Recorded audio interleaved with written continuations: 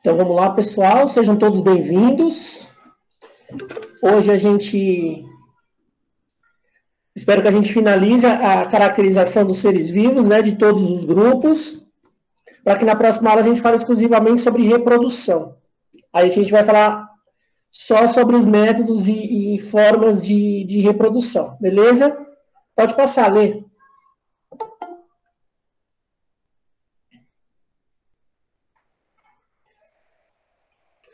Então vamos lá. Primeira parte da nossa aula, a gente vai fazer um pouquinho da devolutiva, né? Os comentários daquela atividade que vocês fizeram no Google Forms, beleza? Vou trazer mais algumas informações também para vocês, para a gente ir enriquecendo o conteúdo. Então, a questão número 1, ela dizia o seguinte: apesar de serem bastante conhecidos por causarem doenças no homem, apenas 20% dos plateumintos são parasitas.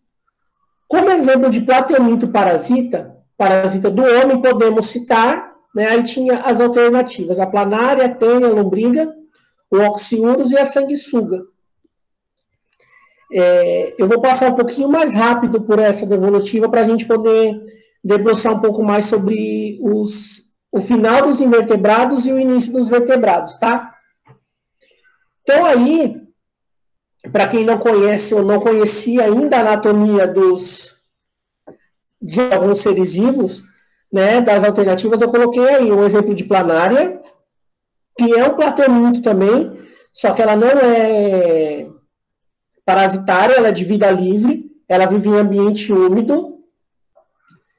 Eu tenho a tênia, que é conhecida como solitária, então o nome científico dela, né, é Tênia solium, causadora da solitária. Eu tenho a lombriga, que não é o plateuminto, ela é o nemateuminto, que é o que nós vamos estudar depois, que são os vermes roliços. Plateuminto é verme achatado, tá? Eu tenho o oxiurus, que também é um parasita. Alguns exames, ele aparece com o nome de enteróbios. Já ouviram falar? Não. Já ouviram falar? Enteróbios? Não. Ela é um parasita, dá muito em criança. Esse parasita tem um comportamento que é o seguinte: ele vive na última porção do intestino, já no finalzinho, próximo do reto e do ânus. E o que ele faz? A fêmea, durante a noite, sai do corpo, não totalmente, e bota os ovos na parte externa do ânus. Então, o que acontece com a criança? A criança fica com incômodo, coceira, durante a noite. Aí a mãe não sabe o que está acontecendo e leva no médico. Chega no médico de manhã cedo, a criança não está sentindo nada. Volta para casa. Chega em casa, período da noite, né, o metabolismo já está mais baixo, a criança começa a sentir esse incômodo de novo. De manhã cedo, com o metabolismo mais alto, a fêmea não tem esse comportamento de botar os ovos. Então, a criança volta a sentir um certo alívio. Então, é um parasita meio complexo de chegar nesse diagnóstico. E a sanguessuga, que faz parte do grupo dos anelídeos, né? O mesmo grupo das minhocas que nós vamos ver hoje. Quer falar alguma coisa, Jorge? Temos visita hoje, professor Jorge. Não, passando só para dar um alô, então, beleza. Um oi e tchau. Oi, professor. Oi, gente. Só para dar um alô e tchau aí. Desculpa aí, Martão. E aí, Jorjão? Oi. E aí, Jorjão? Oi, povo lindo. To Guedes. Tchau aí. Deixa o professor continuar a aula. Um abraço. Valeu, Jorge. Pode passar, Lê, por favor. Então, vamos lá. A reprodução dos poríferos pode ocorrer de maneira assexuada ou sexuada. Em um dos tipos de reprodução assexuada, ocorre a formação de uma expansão que dará origem a outra esponja, que poderá se desprender ou não. Esse tipo de reprodução damos o nome de... Então, aqui também eu tenho um exemplinho, né, na figura do processo de brotamento. Quando a esponja atinge um tamanho grande e ela tem grande quantidade de recursos, né, tem espaço para se desenvolver, tem muito alimento abundante, parte dessas células começam a se especializar e começa a criar um broto. Basicamente, como acontece com as plantas. Né? Só que aí existem duas opções. Ou esse broto vai permanecer fixo, formando aqueles recifes de corais imensos, onde a gente não sabe onde começa um e onde termina o outro, ou ele vai se desprender e crescer independente. No processo de brotamento, não tem troca de material genético. Então, por exemplo, no último desenho aí, os indivíduos isolados, apesar do segundo indivíduo ser menor, as informações genéticas que ele possui são idênticas à do indivíduo maior. Não há variabilidade genética. E a gente já sabe, né, quais são os prejuízos para a natureza ou para a evolução não haver variabilidade genética. Sabemos ou não?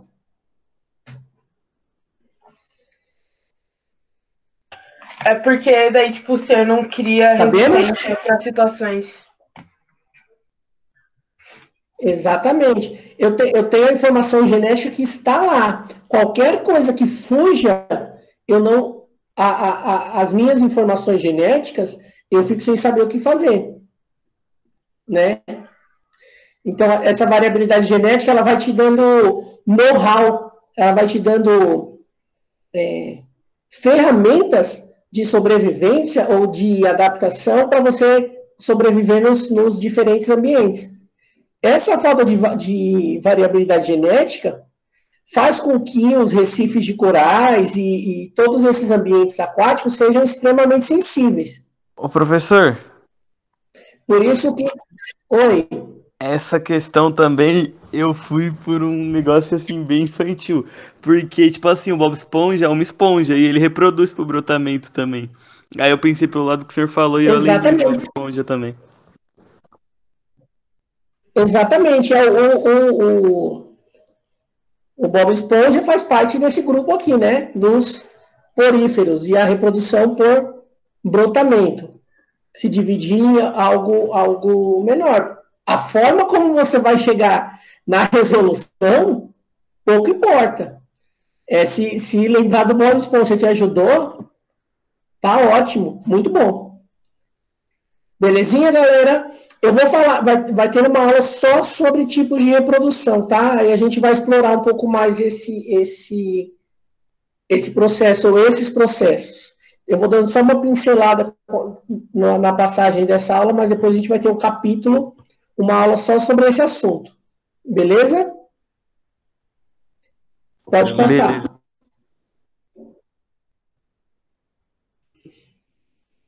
Então, vamos lá. Essa pergunta, ela dá 4 características, né, dos poríferos e uma que não é. Então, a característica abaixo que não condiz com o grupo dos poríferos já vamos para a resposta correta. São células organizadas em tecidos definidos.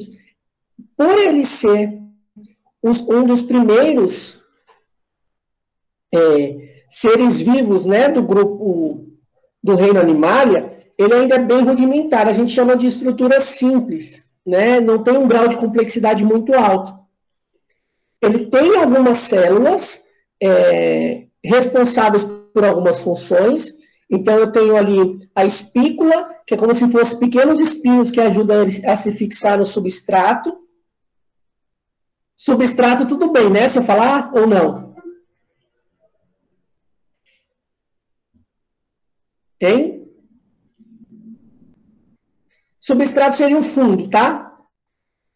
Então, quando eu usar o termo substrato, vocês vão pensar em fundo.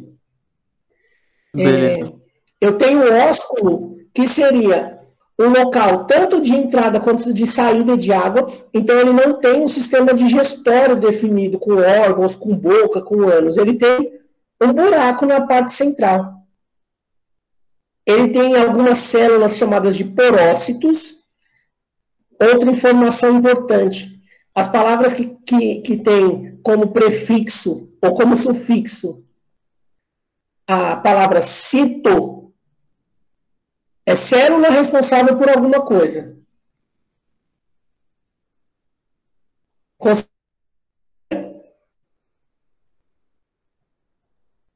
Sim ou não? Vocês logaram e me deixaram sozinho? Não, eu não entendi muito, não. Nem eu. Não entendeu? Então tá. Eu também acho que no final travou. Quando uma palavra... Ah, tá. Então vamos lá. Quando uma palavra na biologia ou começa com cito, C-I-T-O, ou termina com cito, ou como prefixo ou como sufixo, ela está falando de célula. Então, o estudo das células é a citologia.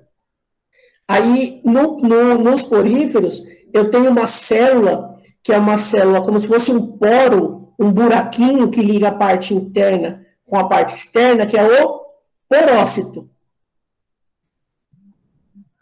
Termina com cito, perceberam? Sim, sim. Então tá, ó, porócito, cito, célula com poro. O que esse poro faz? Ele auxilia, ou ele é responsável pela passagem da água. Então a água vai passando, ela entra por um porócito e sai pelo outro, e o corpo, né, a estrutura do porífero, vai filtrando os nutrientes, ele se alimenta por filtração. Beleza? Eu tenho uma outra célula que é a responsável por essa filtração, de reter os nutrientes, que é o coanócito. São células que têm essa função de filtrar os nutrientes. Certo? Aí tem o flagelo, que fica dentro, né, do coanócito, ele se movimenta para a água se movimentar também. Flagelo é sempre uma estrutura de movimentação. Flagelo serve para isso. E eu tenho ali o início de células que começam a se especializar, que vão tendo funções diferentes, que são os amebócitos. Elas vão se diferenciar conforme a necessidade do corpo que o ambiente permita. Beleza? É um organismo super simples. Tem um buraco no meio, uma estrutura rígida em volta, a água passa por ele, ele retém nutriente, absorve o que precisa, joga fora o que não precisa. Acabou. É um animal rudimentar ainda. Tudo bem? Tudo. Vou encarar o silêncio como sim, mas ainda bem alguém falou, para eu não sentir que eu estou no lugar sozinho. Pode passar, entendeu? Beleza. Então, vamos lá. Tem aqui uma tirinha da Mafalda, que Mafalda e Calvin têm uma função específica na vida, né? Que é atrapalhar as avaliações, que é deixar mais difícil, né? O invertebrado, observado por Mafalda, pertence a um filo de invertebrados. Não importa a gente saber aquilo ainda, mas porque a gente só vai olhar para uma situação, que é a simetria, que é a organização corporal desse invertebrado. Todo mundo reconhece que invertebrado que é esse, né? Todo mundo sabe qual é? Estrela. Aham. Né? Patrick é a estrela do mar, né? Pode passar. Então, vamos aproveitar aqui para explicar um pouquinho sobre simetria, porque a gente falou bem por cima na outra aula, e eu percebi que ele é um assunto meio complexo de se entender. A organização interna desses animais, ela se dá de uma forma específica, né? Quando eu falo que existe simetria. Se um animal tem os órgãos, as estruturas internas todas desorganizadas, eu digo que ele é assimétrico. Por exemplo, a ameba. A ameba, ela é assimétrica, né? Apesar de não estar no grupo aí dos animais, mas é só para entender. Não tem uma organização definida no corpo. Ele é um ser vivo mais fluido, né? Uma bactéria mais fluida. Aí eu tenho assimetria radial, que são, geralmente, a gente atribui a simetria radial aos corpos circulares. Percebam ali nesse exemplo de cima, que existe um corte ali como se fosse uma pizza, né? Independente da posição que eu faça o corte, né, do corte que eu faça, eu vou subdividir esse animal em partes iguais, internamente iguais. A estrela do mar, a mesma coisa, ela tem uma simetria radial. No caso da estrela, tem alguns livros que utilizam até o termo pentarradial, por causa das 5 pontas. Mas vocês conseguiram entender isso agora? Da simetria radial? Um pouco. Sim? Pensa assim, eu tenho uma estrela do mar na minha frente aqui, e eu quero estudar, eu não vou estudar todas as estruturas, eu quero estudar uma parte dela, porque eu estudando uma parte, eu sei que em todas as outras partes essas estruturas se repetem. Eu vou fazer esse corte que está pontilhadinho. Aí você consegue grifar os cortes para mim, Letícia? Na estrela do mar? Ou pelo menos apontar. Isso aí, ó. Eu partindo do centro, indo em direção aos polos, né? Qualquer uma dessas estruturas que eu estudar, qualquer parte, eu vou ter estruturas idênticas nas outras 4 partes. Isso é uma simetria radial. Pense sempre em animais circulares, tá? E nos invertebrados. Isto. Se eu consigo fazer um círculo em volta do animal, e ele tem esse corpo mais circular, geralmente a simetria dele é radial.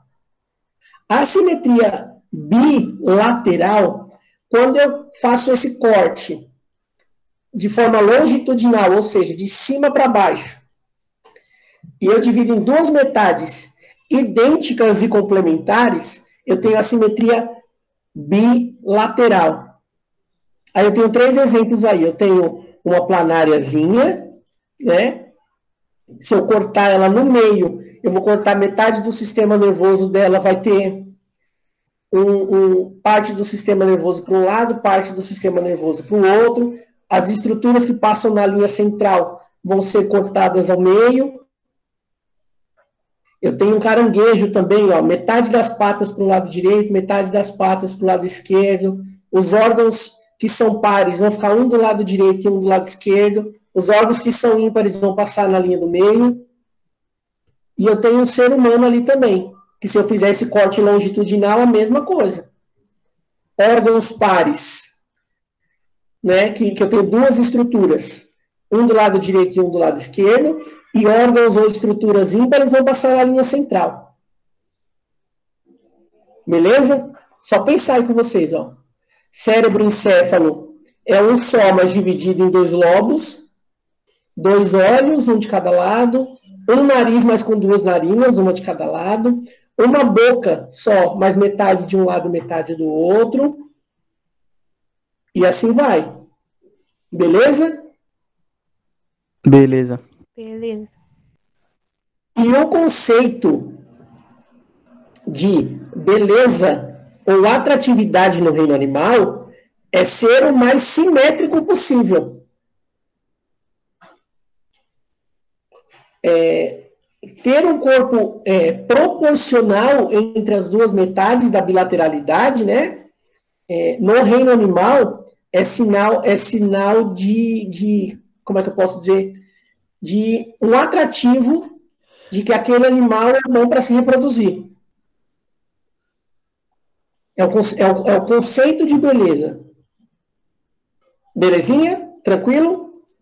Tranquilinho. Tranquilinho até agora, né? Então pode passar.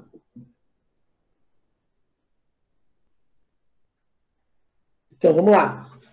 De acordo com a classificação de Whittaker, que é essa que a gente utiliza, reino Monera, reino Fungi, reino Protista, planta e animal, podemos dividir os seres vivos em 5 reinos, sendo o reino animal um deles. Entre as alternativas a seguir, marque a única que não corresponde a uma característica nesse grupo, presente nesse grupo. Animais são autótrofos ou heterótrofos? Heterótrofos. Heterótrofos, né? São unicelulares ou pluricelulares? Pluri. Pluri, né? Tem um monte, né? Aí a gente já acaba respondendo a pergunta. São procariotos ou eucariotos? Eucarióticos, né? Eucariotos. São eucarióticos. Todos eles têm núcleo definido, multicelulares. Tem tecidos verdadeiros? Tirando os poríferos, todos têm. Aí essa última alternativa aí, que é o estágio embrionário. Também tirando os poríferos, os demais têm. Nós vamos falar isso na nossa próxima aula sobre reprodução. Beleza? Então, a alternativa correta, que não corresponde ao grupo dos animais, seres procarióticos. Tudo bem? Tudo. Tranquilinho, né? Todo mundo gabaritou? Tranquilo. Sim, tá ligado, nós é monstro. Então, tá bom. Pode passar, Lê. Então, parabéns, né? Espero que tenham todos gabaritado. Pode passar mais um. Então, vamos dar continuidade lá nos invertebrados. Nematomintos, nematódios, lombriga. Conhece? Sim. Já ouviram falar, né? Sim. Lombriga. Assunto ótimo para estudar em vestibular, viu? Ciclo de vida da tênia e da lombriga, principalmente. É um assunto para se pegar para dar uma lidinha. Então, a Ascaris lumbricoides, né, a lombriga, é o principal representante. Basicamente parasita, aqueles que nos interessam principalmente. Ele já tem o corpo cilíndrico. Até Plateuminta a gente tinha aquele corpo achatado. Agora já tem o corpo redondinho, né? Apresentam a simetria bilateral já. E a reprodução é interna. E eles possuem uma coisa que é um termo que a gente vai utilizar, que é o dimorfismo sexual. Eu consigo diferenciar a lombriga macho da lombriga fêmea. Como? Pelo tamanho. A fêmea é maior. A forma de fecundação é a seguinte: a fêmea engloba o corpo do macho, então o macho fica escondidinho dentro do corpo da fêmea, acontece a troca de gametas e a fêmea libera os ovos. Aí essa pessoa infectada pela Ascaris, né, pela lombriga, vai lá fazer as suas necessidades fisiológicas, faz a necessidade fisiológica na beira do rio. Aí vem outra criança brincar ali perto, depois de algum tempo, brinca ali perto de onde essa criança tem esse parasita, nada no rio. engole água, põe a mão na boca, brinca próximo, põe a mão na boca, né? Aí o que acontece? Esses ovos que estavam lá infectam a outra criança, eclodem e dão origem a novas lombrigas. E assim que acontece o ciclo. A gente chama isso de contaminação orofecal, que é literalmente fezes na boca. Beleza? Beleza. Beleza. Então pode passar. Moluscos. Moluscos seria uma aula para a gente falar só sobre eles, né? Se a gente tivesse tempo, porque é um grupo muito extenso e muito diverso. Então, eu tenho aí o exemplo: o polvo, a lula, a ostra, né? Vida livre, a grande maioria de vida livre. Alguns possuem endoesqueleto. Endoesqueleto, tudo bem? O que é um endoesqueleto? O esqueleto dele é para dentro. Para dentro, né? Ou exoesqueleto, como a ostra. Alguns têm tecido e um esqueleto dentro, e outros têm o tecido e o esqueleto por fora. Mas, professor, polvo e lula tem esqueleto? Tem. Não no corpo todo, mas eles já começam a apresentar uma estrutura mais rígida para proteger dos impactos. Certo? Certo. Certo, né? Então, basicamente, os moluscos, eles já começam a apresentar uma estrutura de proteção além do tecido, uma estrutura um pouco mais rígida. Reprodução também pode ser tanto interna, né, quanto externa. O que seria uma reprodução externa? A fêmea libera os óvulos, o macho libera os espermatozoides na água mesmo, eles se encontram e dão origem a um embrião do lado externo, fora do corpo. Belezinha? Lê, pode passar. Gente, se tiver muito rápido, vocês me falam, viu? Anelídeos. Grupo Anélida. Também apresentam já simetria bilateral, segmentada por anéis. Então, além do corte longitudinal, se eu fizer o corte dos anéis, eu também vou ter estruturas idênticas em cada um deles. Também de vida livre, exceto a sanguessuga. A sanguessuga tem a pele lisa, mas a maioria tem. Os anéis estão por dentro, não aparecem do lado de fora. Fazem troca de gases, né, pelo ar, por isso que elas ficam sempre nesse ambiente úmido, porque a pele, né, o tecido tende a ressecar, por isso que a terra tem que estar muito úmida, o local muito úmido, que ela vai fazendo essa troca de gases pela pele. No caso das minhocas, as minhocas são hermafroditas, né? Então, na época da reprodução, uma estrutura sexual que produz o gameta masculino de uma minhoca encontra-se com a estrutura que produz as células femininas da outra, e o contrário também acontece. Então, enquanto ela é parte macho engravidando uma, ela é parte fêmea sendo engravidada. Basicamente seria isso. Beleza? Para a biologia, essa seria a definição de hermafroditismo, tá? Ter tanto os órgãos e as estruturas sexuais, tanto masculinas quanto femininas, funcionais. Certinho? Certinho. Opa, então vamos lá, pode passar.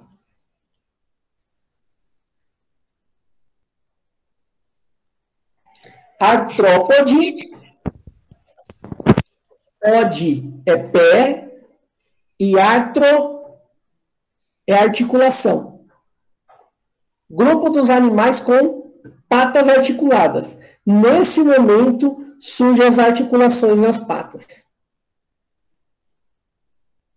Maior filo do reino animal é o que a gente tem maior número de exemplares, o maior número de exemplos e a maior biodiversidade. Eu acho que, não sei se depois os humanos, mas provavelmente seja o grupo que consegue se adaptar a quase todo tipo de ambiente. Ô, professor, eu vi um negócio que falou que se juntasse todas as aranhas do mundo, conseguiriam dominar o mundo. O senhor chegou a ver isso? Não vi, não. Mas você diz em quantidade? Isso, por exemplo, tipo, se juntasse todas as por aranhas, exemplo. se juntasse todas as aranhas que existem juntas, conseguiriam dominar o mundo. Tipo, É uma possibilidade, sim. Né? Tanto por quantidade, que teria que ser aquela questão de colocar consciência no animal, né? Do domínio. Isso. Se elas, de alguma forma, resolvessem, vamos dominar, né? Porque pela quantidade de exemplares que nós temos. O critério de classificação, né? São as patas. Então, quantidade de patas, a articulação de um modo geral. Eu tenho um grupo que vai desde ambientes aquáticos, ambientes aéreos, ambientes terrestres, arborícolas, né, que vivem em árvores. Eu tenho artrópodes em todos esses grupos. Em todos esses ambientes, perdão. Também são de vida livre, apresentam assimetria bilateral, já com uma estrutura esquelética, né, endoesquelética ou exoesquelética mais resistente, mais completa, já protegendo mais partes do corpo. Vocês conseguem perceber como o grau de complexidade para resolver os problemas está aumentando? Ou vocês não conseguem enxergar isso? Sim. Dá para enxergar? Dá. Em um momento eu tenho lá uma estrutura que começa a se parecer com um esqueleto, mas que não protege o corpo todo. Aí eu tenho agora uma estrutura, ou que protege muito, no caso das ostras, né? É extremamente rígida. Aí eu já tenho outro grupo que resolve um pouquinho melhor essa situação. Tem um esqueleto um pouco mais flexível. As patas têm articulações, então ele consegue dobrar as patas, o que já é um avanço, né? A locomoção fica muito mais fácil. A dispersão fica muito mais fácil. A fuga do inimigo fica mais fácil. Então, eu estou aumentando o grau de complexidade, a quantidade de estruturas que eu tenho para resolver os problemas de sobrevivência, que é basicamente a função de um corpo. Não sei se eu já citei para vocês o livro de um biólogo chamado Richard Dawkins. Ele faz uma relação entre biologia e filosofia, né, nessas questões. Tem um livro dele chamado Gênio Egoísta. Ele diz o seguinte, que não somos nós que temos DNA. Acho que eu já comentei isso com vocês, mas é bom afirmar.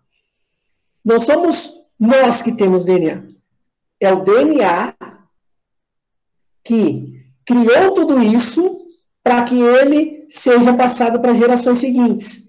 Então, se a gente atribuísse consciência para o DNA pensou no seguinte, eu preciso ter uma estrutura muito boa para que eu chegue à vida adulta e consiga me transmitir para a geração seguinte, que é o conceito de imortalidade.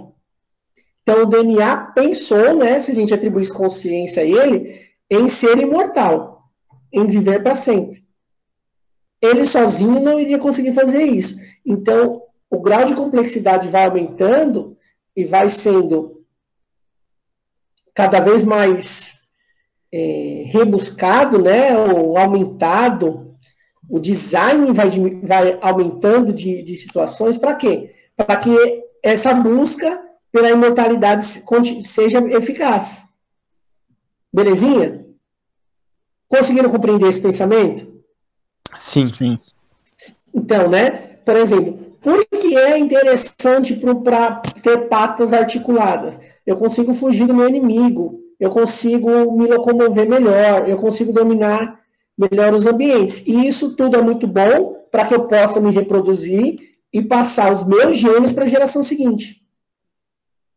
Porque eu vou ser imortal vivendo no corpo da geração seguinte. Então, para o Dawkins, o corpo em si é só um veículo. É um veículo é um veículo que ele usa por um tempo e depois descarta. Beleza? Beleza. Viagem, né? Isso. Demais. Não é? Porque a gente pensa, né?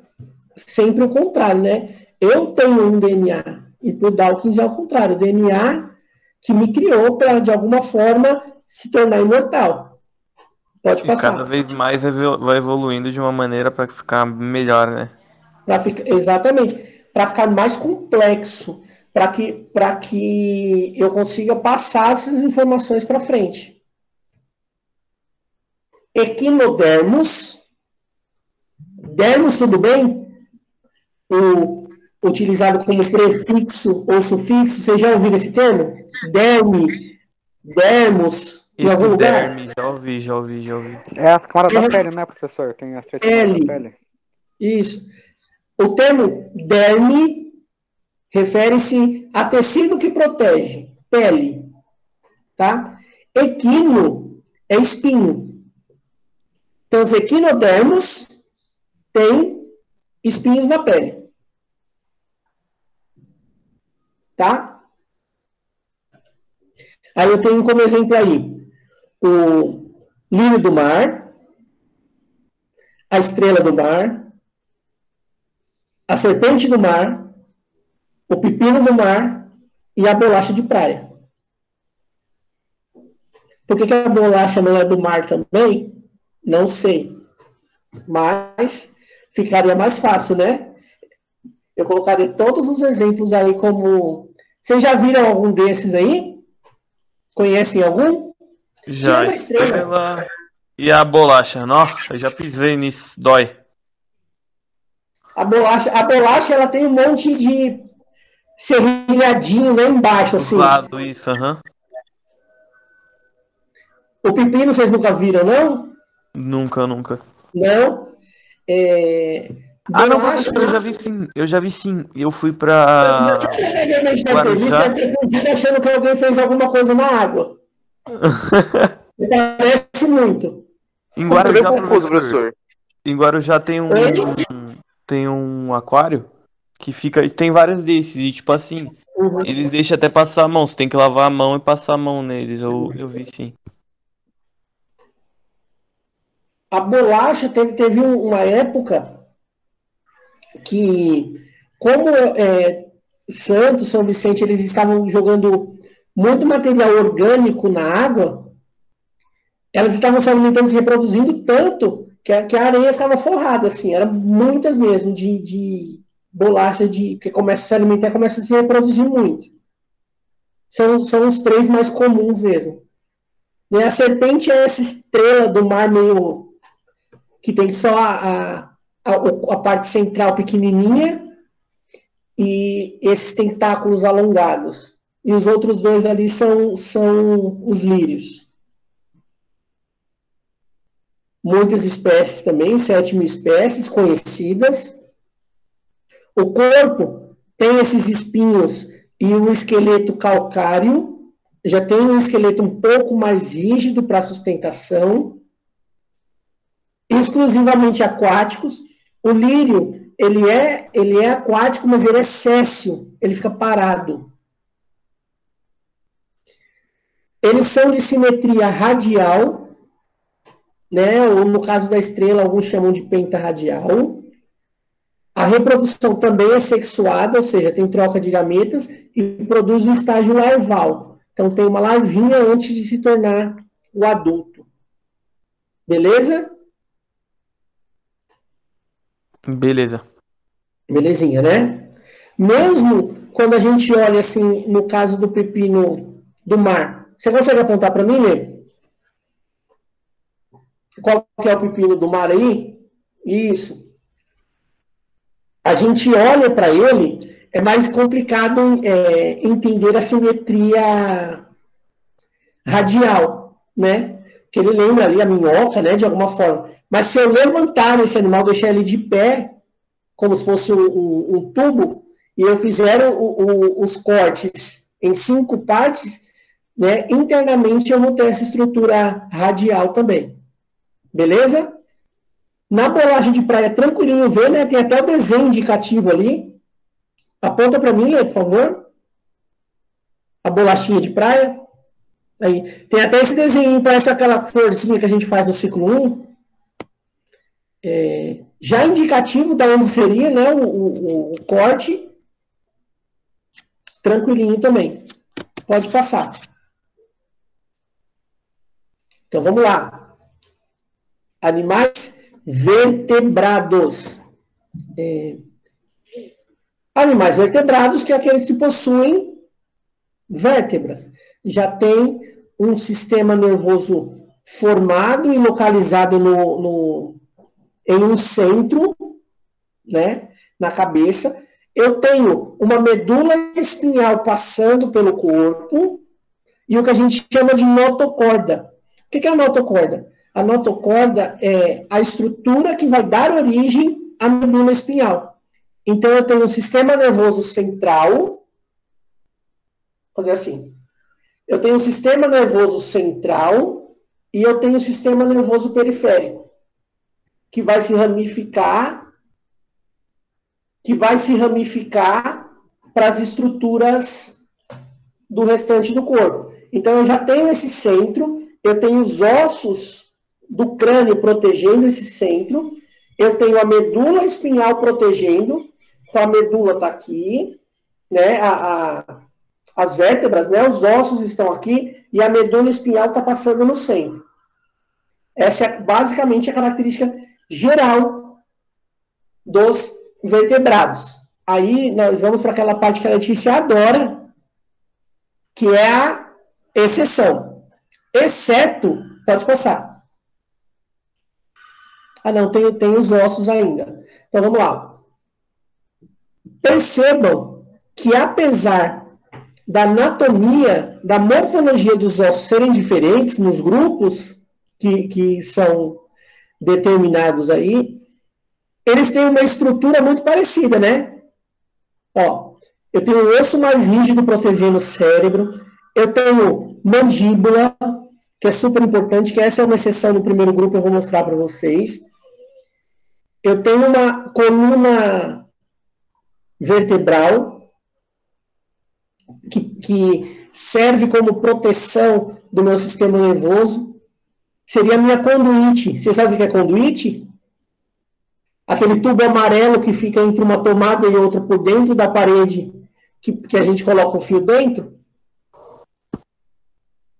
Sei. Essa seria a função da minha coluna vertebral. Eu tenho uma caixa torácica protegendo meus órgãos vitais, meu coração, meu pulmão, meu fígado, né? Para proteção dos órgãos internos.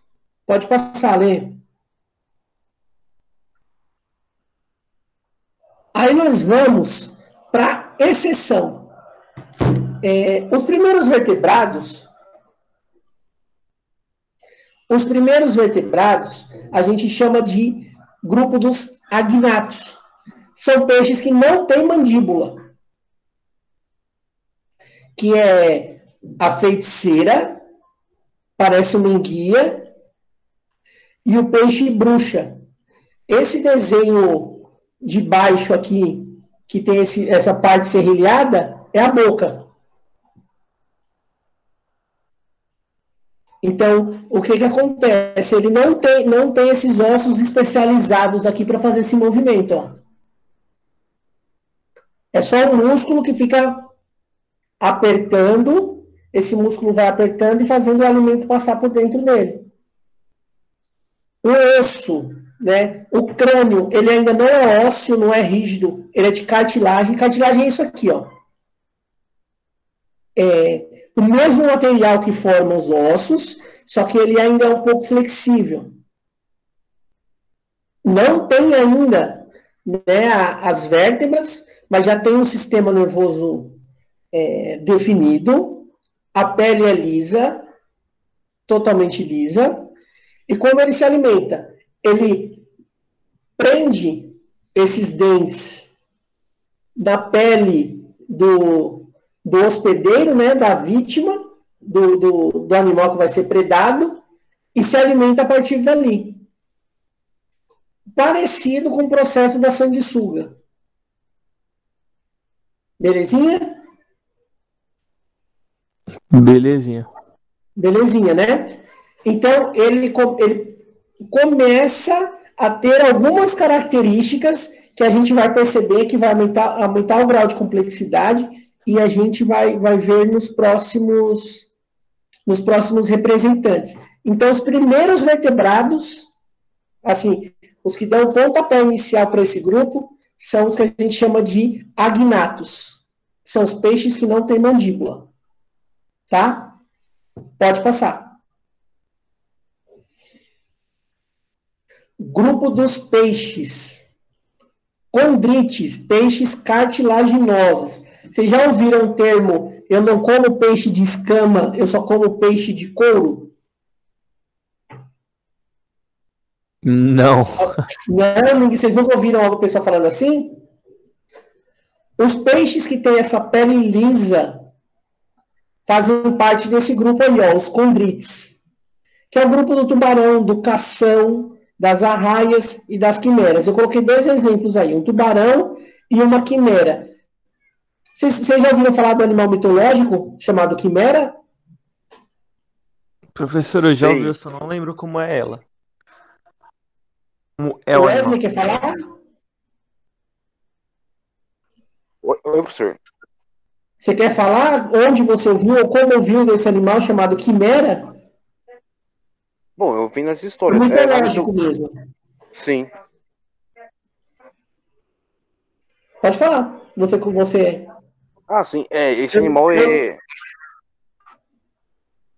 Oi, professor? Se você sabe, você conhece a explicação da quimera e sabe ou não? Como é que o corpo dele é formado? Do animal mitológico, sim. Então pode falar. Que ele é meio leão, se não me engano, bode, e tem um rabo de cobra, se não me engano. Isso.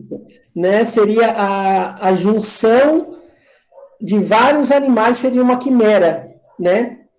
Esse animal que está embaixo do tubarão ali é uma quimera.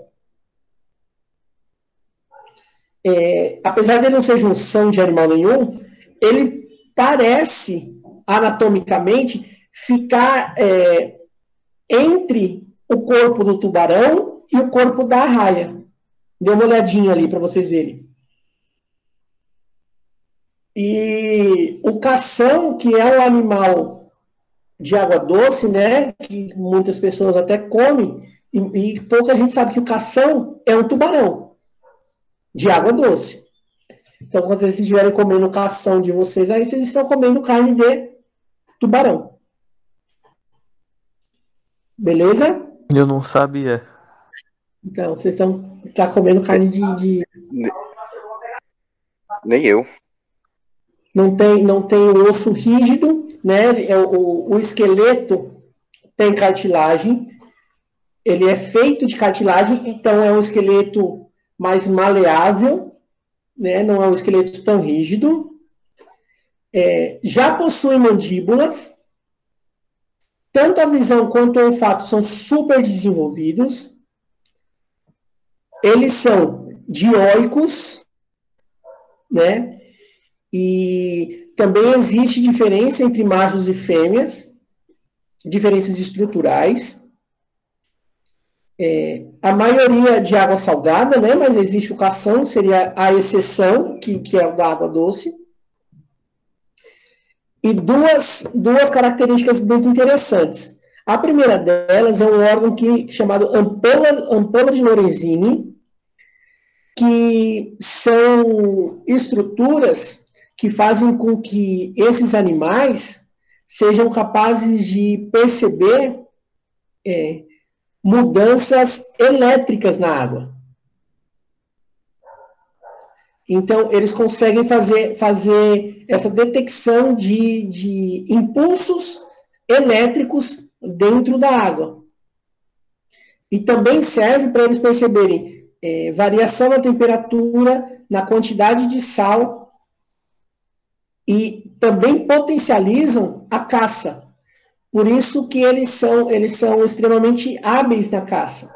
Porque além da visão e do olfato super desenvolvidos, que fazem eles sentirem o cheiro de sangue a quilômetros de distância, eles ainda conseguem perceber essas variações muito pequenininhas dentro da água.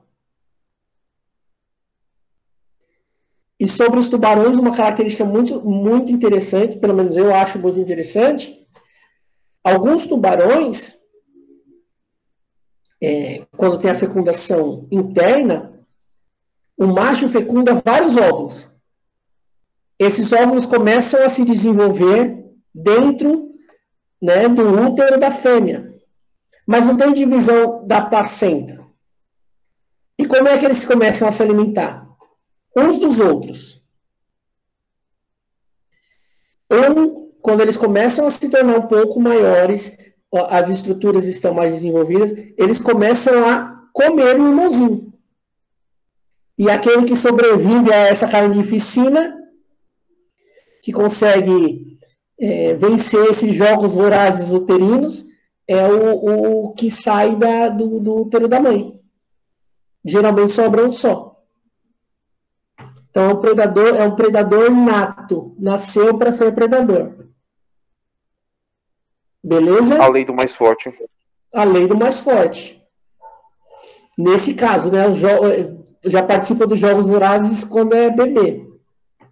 Professor, mas é capaz, tipo assim, nascer dois, tipo, só que um deformado e um normal?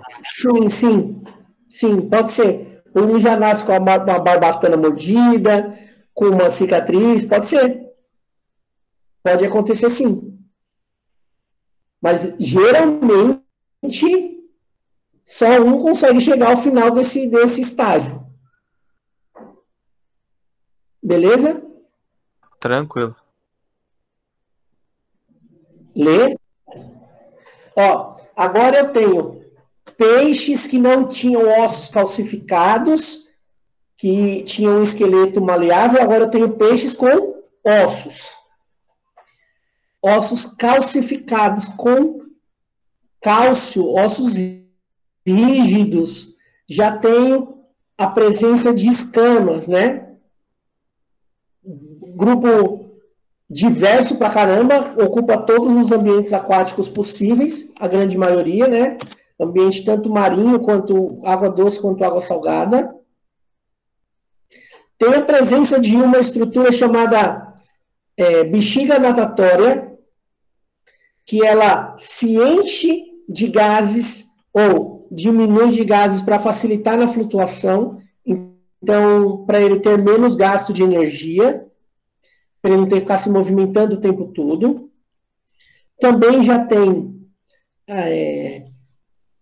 a mandíbula, né? A mandíbula já é presente em todos os seres vivos até dos agnatos para frente. E a respiração é branquial, né? Ele tem a estrutura capaz de retirar o gás oxigênio da água, uma estrutura que a gente não tem, por exemplo. A gente não consegue retirar, apesar de ter oxigênio dissolvido na água, a gente não consegue retirá-lo. O peixe consegue. E eu não coloquei reprodução aqui pelo seguinte: qualquer jeito que vocês conseguirem imaginar na vida de vocês que existe uma forma de reprodução, existe uma espécie de peixe que faz. É a coisa mais louca que existe. Professor, como que o peixe se reproduz assexuadamente? Não, não, sexuada. Animal é tudo sexuado. Tá, não tem assexuada, não. tá. Não troca de. É que o senhor falou que tinha todas as existe formas, eu imaginei é o todas, seguinte. literalmente. De todo jeito. Aí você pensou. Eu não falei do. É verdade. O salmão, por exemplo. O salmão é capaz de produzir células ou produzir hormônios do sexo oposto ao que ele é, de acordo com a demanda que tem no rio. Então, o salmão vai lá a subir, né, o rio, faz todo aquele processo contra o rio. Não sei se vocês já viram nos Discovery Channel da vida. E tem uma demanda muito grande de machos e tem poucas fêmeas, por exemplo. Vamos fazer o contrário, para chamar só de entender. Tem uma demanda de fêmeas, né, muito grande. Algumas dessas fêmeas são capazes de produzir testosterona e células sexuais masculinas e se tornarem machos, por exemplo. Então, qualquer situação possível e imaginável tirando, logicamente, as assexuadas, né, peixe tem. Beleza? Não existe um peixe que consiga se duplicar e fazer outro peixe idêntico a ele. O clone. Tranquilinho? Mas a gente vai ter um capítulo só sobre reprodução. Tranquilo. Tranquilo até aqui? Tranquilo, né? Pode passar. Quando o animal é mais próximo da gente e a gente já enxerga o exemplo, é mais fácil, né? Até agora a gente falou só de ambiente aquático, todos os seres vivos vivendo dentro d'água. Ambiente dentro d'água super populoso, muito difícil de se viver, mas eu tenho uma quantidade de algas imensa, fazendo muita fotossíntese e liberando oxigênio para o ambiente terrestre. Qual seria o próximo passo lógico da evolução? Dominar o ambiente terrestre, né? No caso das plantas, quem é que faz esse processo? Primeiro, voltando à aula anterior, qual é o primeiro grupo que se aventura a tentar sair da água e começar a conquista do ambiente terrestre? Eu tô tentando lembrar, calma aí, professor.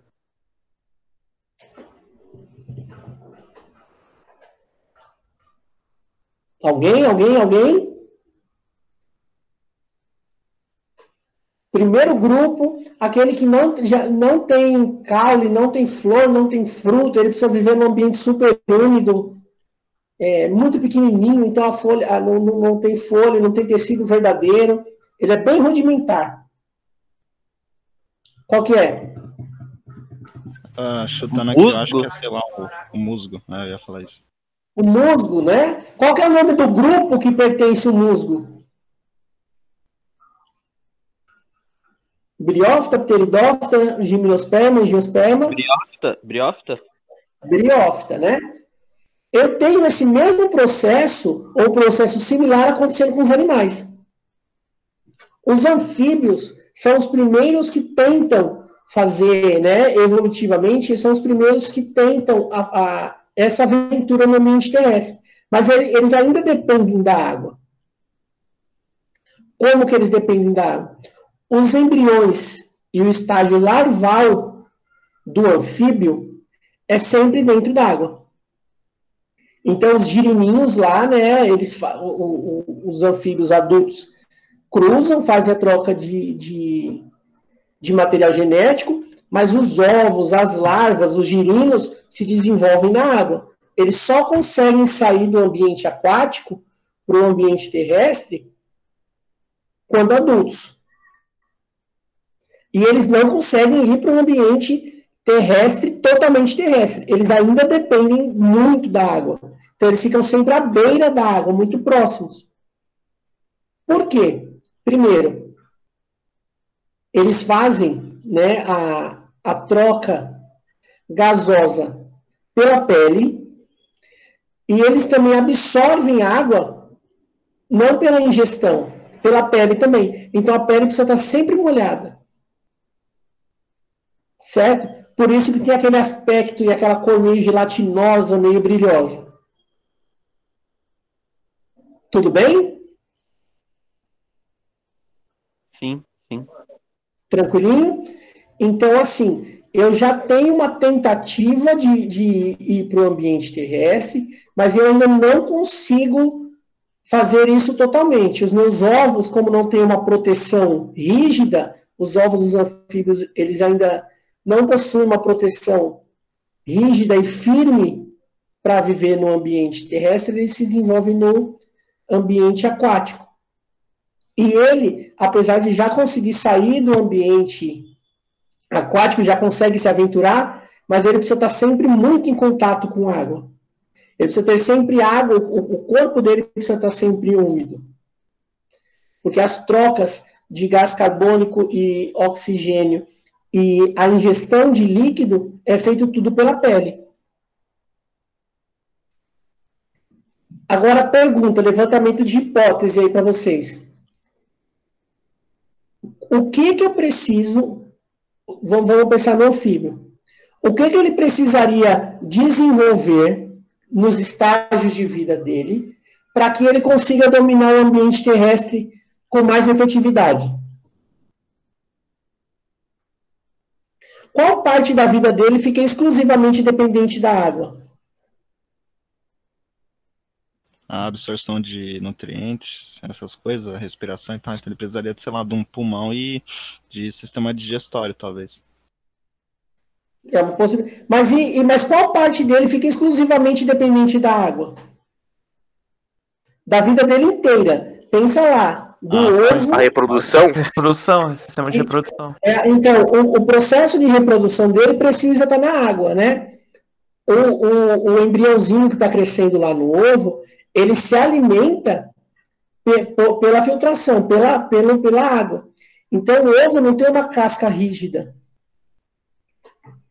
Então, a estrutura principal, uma estrutura que faria com que ele conseguisse dominar com um pouco mais de efetividade, seria ter ovos que são capazes de resistir às intempéries, né, às questões relacionadas ao ambiente terrestre. E quem apresenta essa característica são os... Pode passar?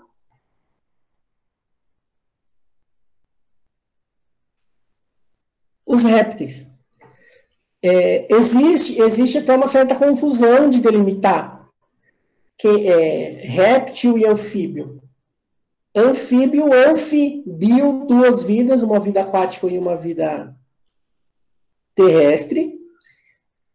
Então, eu tenho mais um passo, mais um salto evolutivo aí, né? Aqui no nosso caso, na explicação, um salto evolutivo de um grupo que tem os estágios larvais, que depende muito da água, que tem lá o sapo, a rã, né, as pererecas, enfim, as salamandras no grupo dos anfíbios, e aqui eu já tenho um outro grupo, um grupo mais adaptado, com uma adaptação melhor ao ambiente terrestre. São as tartarugas, os jabutis, os cágados, os jacarés, os crocodilos e as cobras. Tá? Alguns exemplos aí. Tá? E tá no ambiente terrestre é jabuti, tá? Tartaruga é só aquático. Então ninguém tem uma tartaruga terrestre. Tem pata, é jabuti. Tem nadadeira, é tartaruga. Então vamos lá. Eu já tenho animais com corpos maiores, formados por cabeça, tem o tronco, tem a cauda. Eles não são capazes, ainda, eles não têm a capacidade de prover a própria temperatura do corpo, ou de manter a homeostase no corpo. São o que a gente chama de animais de sangue frio. A gente consegue manter a temperatura do próprio corpo, não consegue? Sim. Quando está muito frio, eu começo a me encolher para diminuir a superfície de contato com o frio, começo a bater os dentes, né, para metabolizar calor, esfrego as mãos para aquecer, fico fazendo esse movimento aqui, eu vou agitando os átomos, vou gerando calor. O contrário também é verdadeiro, está muito quente, eu começo a produzir suor, abro o meu corpo, né, para aumentar a superfície de contato com o ambiente externo, então eu mesmo consigo fazer esse controle. Os répteis não. Eles precisam manter a temperatura através do ambiente. Então, está muito quente, eles entram na água, está muito frio, eles vão para o sol. E eles vão fazendo esse movimento, né, de mudança de ambiente para manter a temperatura do corpo. Tem um órgão olfativo muito desenvolvido, então o órgão olfativo deles faz com que eles sintam o gosto e o cheiro. Os olhos e a pálpebra tem uma glândula nictante, né, que é uma glândula lacrimal, para manter o olho sempre hidratado. Então, vocês já ouviram o termo lágrimas de crocodilo? Vem daí, porque o crocodilo, né, ele, como um réptil, como ele fica muito tempo fora da água, dá sempre a impressão de que ele está chorando. O olho dele está sempre umedecido, sempre lacrimejando, para que mantenham né, o globo ocular sempre umedecido. As serpentes, né, as cobras têm um órgão que é um furinho que elas têm entre o olho e a narina, que faz com que elas sintam o calor da presa. Por isso que cobras e serpentes não comem animais mortos, né? Quem tem esse tipo de animal em casa, em cativeiro, precisa dar um animal vivo. Ela só se alimenta quando ela sente o calor da presa. E a estrutura que aparece nesse grupo, que faz com que ele domine um pouco mais o ambiente terrestre, é um ovo com uma casca mais rígida, porém porosa, com microfurinhos, que faz com que ele consiga fazer essa troca gasosa e o embrião consiga se desenvolver lá dentro. Outra informação importante. O ovo não vai se tornar o bicho, tá? O embrião está dentro do ovo. Vocês sabiam disso? Não. Não? Então, por exemplo, o ovo da galinha. O ovo da galinha só dá origem a um pintinho quando o galo fecunda a fêmea. E o embrião é implantado, né? Ele se desenvolve de dentro do ovo. Aquela parte lá, tanto gema quanto clara, e vão servindo como sustentação para esse desenvolvimento. Beleza? Professor. Oi. Tem um vídeo que eu vi no Facebook que, tipo assim, a menina ela corta meio que em cima do ovo e ela fica aplicando alguma coisa com uma seringa dentro da clara. E aí vai passando um tempo, ela vai aplicando todos os dias e fechando com papel filme plástico. Aham. E aí tem uma hora que o pinchinho desenvolve certinho e nasce.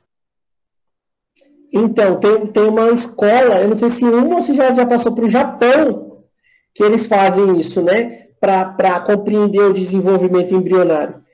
E nessa escola, eles fazem todo transparente. Então, eles tiram o ovo inteiro da casca. É muito legal. É meu sonho dar uma aula dessa, né? Só que os nutrientes, eles não falam o que é. Né? O que tem naquela seringa que eles vão inventando. Eu ia perguntar pro senhor o que eles colocavam dentro, só que como... Então, eles não falam. A gente não consegue achar o que é. Essa entrevista da moça da escola, a menina fala assim, olha só, eu nem sabia que dá tanta repercussão, a gente faz isso todo dia. Olha que humildade, né? A gente faz isso todo dia.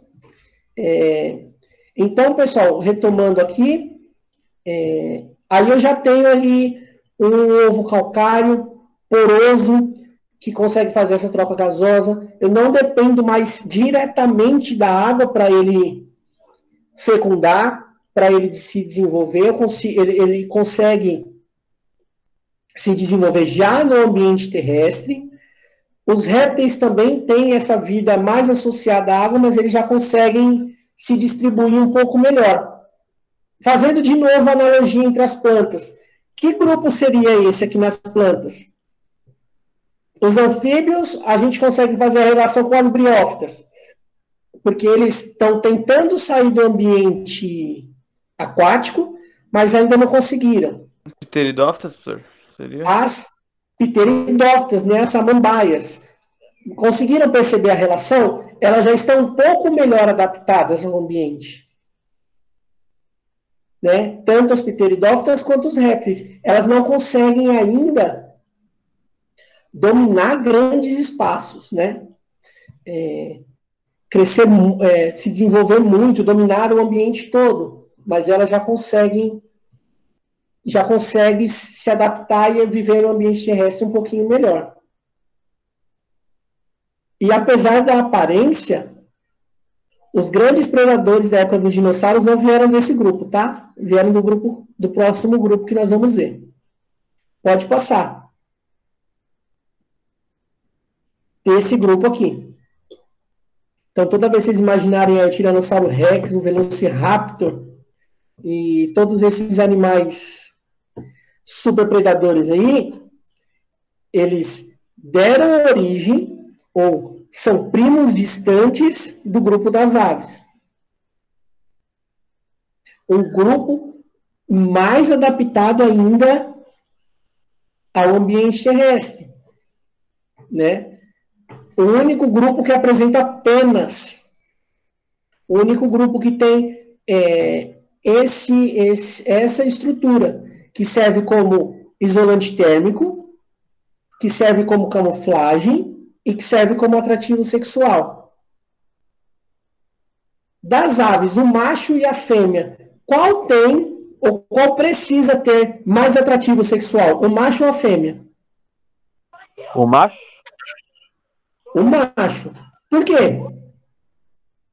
Porque eu sei como exemplo, como o pavão. Ele, por exemplo... eu não sei como explicar.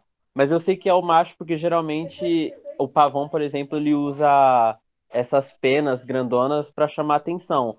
Eu só não sei o motivo de o porquê que eles que tem que ser atrativo, mas eu sei que eles são os principais para isso.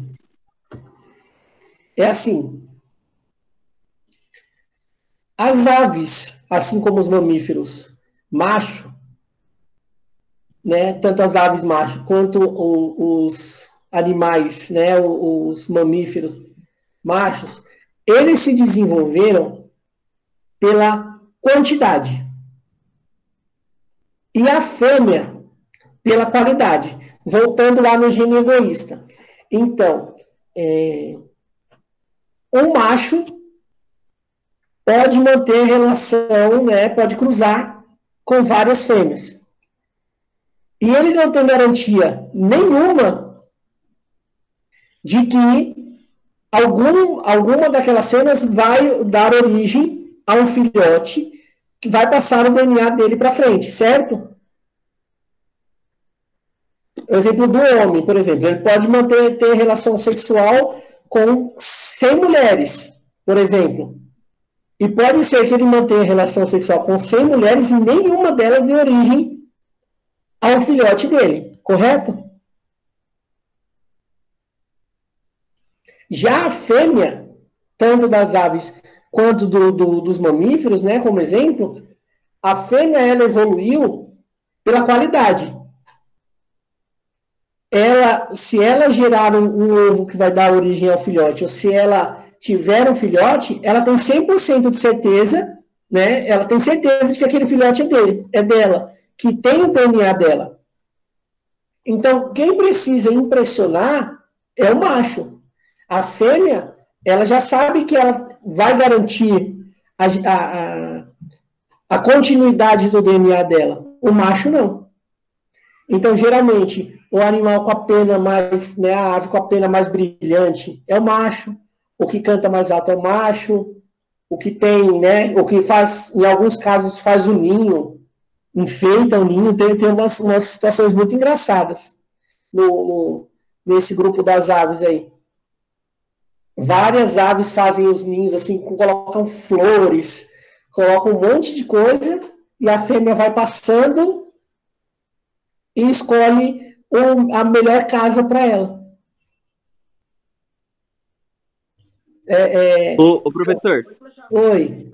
Tipo assim, eu acho que pode até fazer sentido. Eu não sei se o senhor já assistiu o filme dos Croods, que é aquela família da época pré-histórica, sabe? Tem uma cena que eles vão tentar capturar uma ave. E aí a ave é justamente mulher. Aí eles têm que fazer um pássaro. Eles fazem um pássaro para poder chamar a atenção e poder matar o pássaro. Eu lembrei exatamente disso também. Você sabe que esse filme Os Groots, é uma analogia ao encontro de duas espécies o homem de Neandertal, que seria a família Groot, né, a família com pouco intelecto, com o Homo sapiens, que é aquele menino.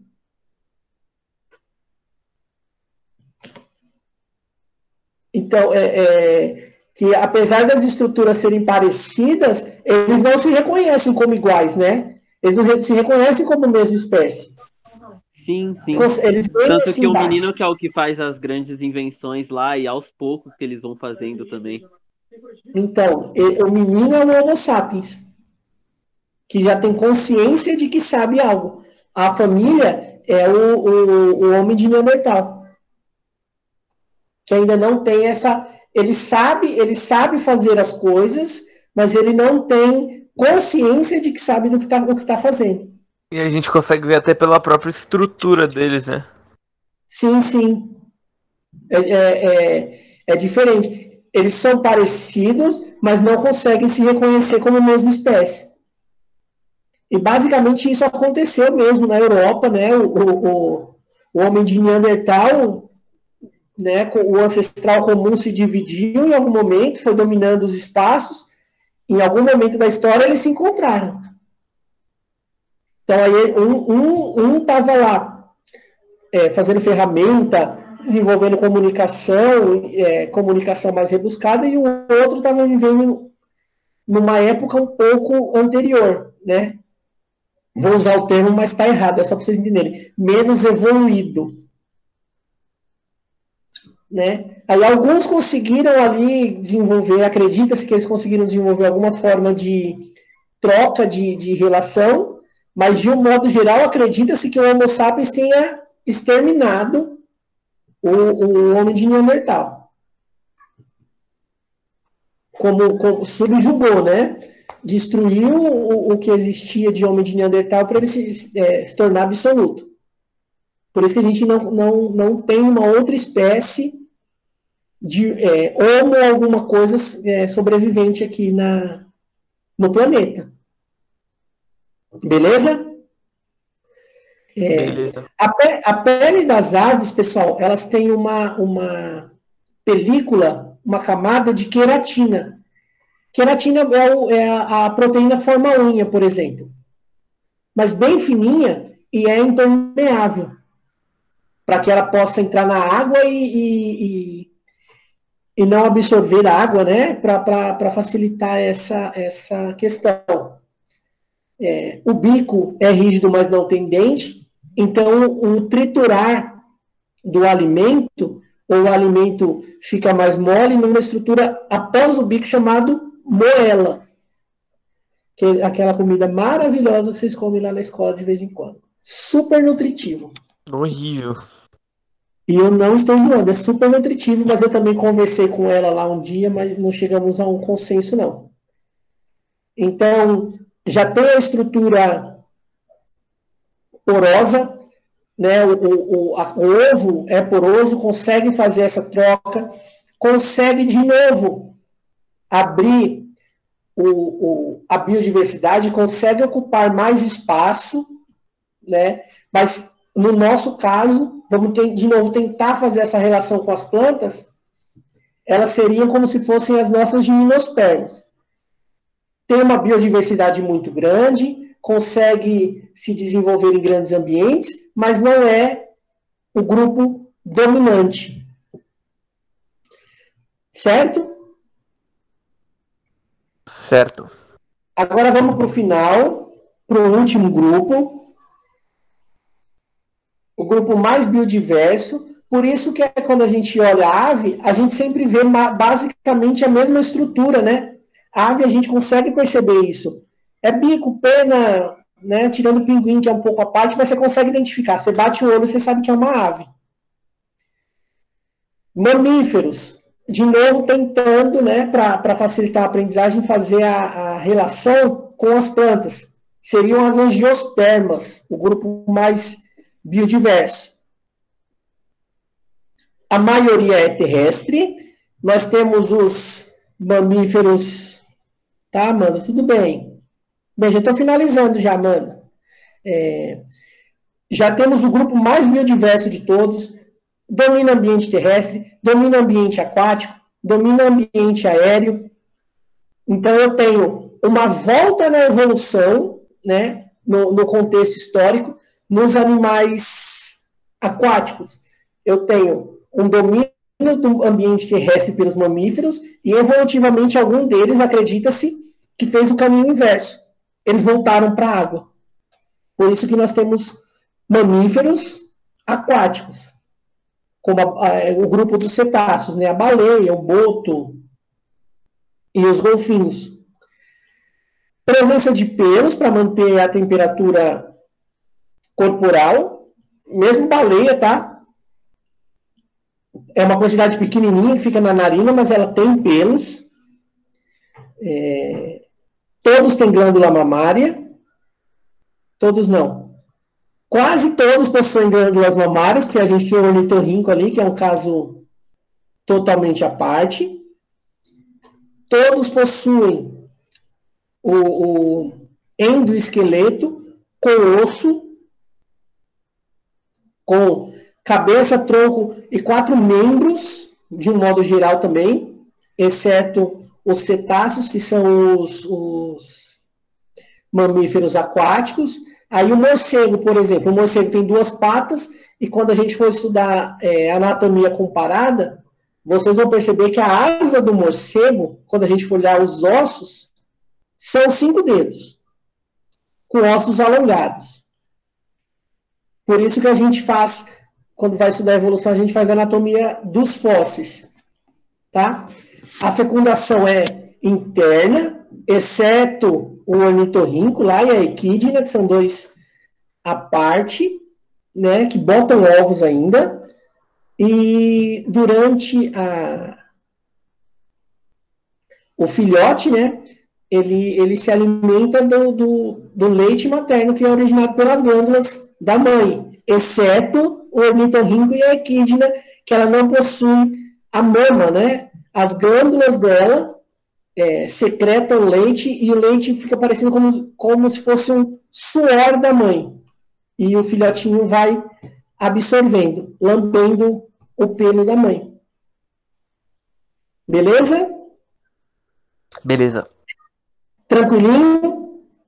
Tranquilo. Tranquilo. Pode passar a ler. Muito obrigado pela presença de vocês. Desculpem o adiantar da hora aí, a gente passou 25 minutos. Espero que vocês tenham entendido. Qualquer dúvida, estou à disposição. Na nossa próxima aula, a gente vai falar exclusivamente sobre reprodução. E eu preciso de uma participação um pouco maior de vocês, porque vai ser uma aula um pouco mais discutida, tá? Não vai ser essa palestra que foi essa aula. Pode passar, Lê. Muito obrigado, galera. Vou interromper a gravação aqui.